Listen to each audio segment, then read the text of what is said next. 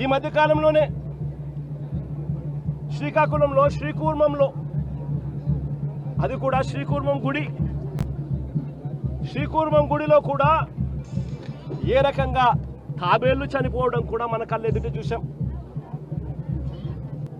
గోశాలలో ఏ రకంగా గోవులు చనిపోవడం కూడా మన కళ్ళెదుటే చూసాం. చంద్రబాబు నాయుడు గారు ఈ 11-12 నెలల కాలంలోనే పాలనలోనే కడపలో కాశీనాయన ఆశ్రమంలో ఏ రకంగా బుల్డోజర్లతో కలెక్టర్లే స్వయంగా వచ్చి కాశీనాయన స్వామి ఆశ్రమాన్ని, కాశీనాయన స్వామి గుడిని ఏ రకంగా ధ్వంసం చేశారో కూడా మన కళ్ళెదుటే చూస్తూ ఉన్నాం.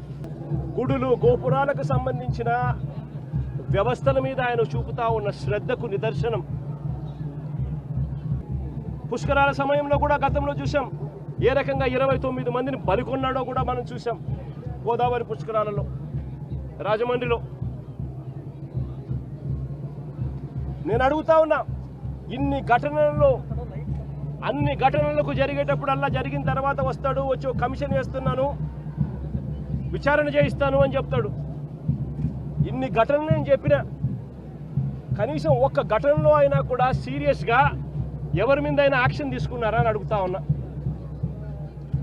ఎవరి మీద యాక్షన్ తీసుకోరు, ఎందుకనంటే ఈయనే దోషి కాబట్టి.